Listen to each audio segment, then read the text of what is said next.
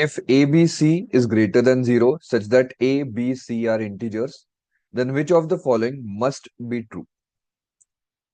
Now, obviously, this question needs to be done by options. Also, this word is very important, must be true.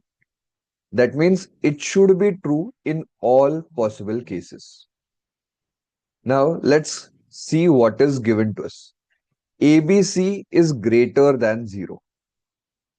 Now, this can be true in only two cases.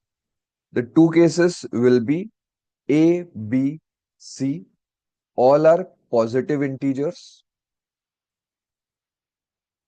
This is the first case. Or the second case possible will be two of them are negative and the remaining one is positive.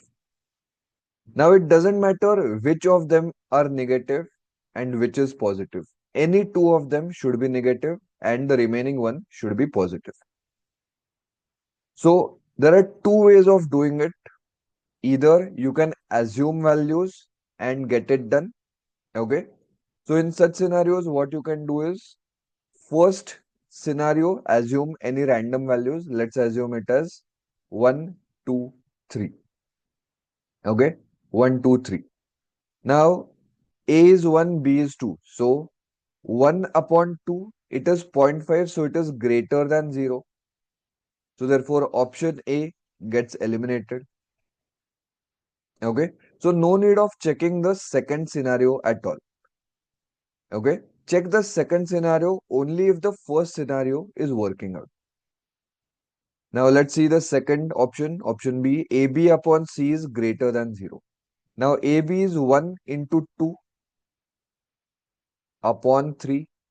It is greater than 0. So it is working out for case 1. Okay. Now let's assume some random values for case 2 as well. So two of them are negative. So let's assume A is -1, B is -2, and C is 3. So here it becomes -1 into -2 upon 3. Okay. So -1 into -2, that becomes 2 upon 3. So this is also a positive value and therefore greater than 0. So it is working for the second scenario as well. So therefore second statement must be true. Now let's see option C just to make sure that they are wrong. In the exam, you can stop over here and mark the option and move on to the next question. Now BC is less than 0. BC here we have assumed 2 and 3. So 2 3s are 6. Now 6 is not less than 0. It is greater than 0. So option C is wrong. So no need to check for the second case. A is greater than BC. A we have assumed 1.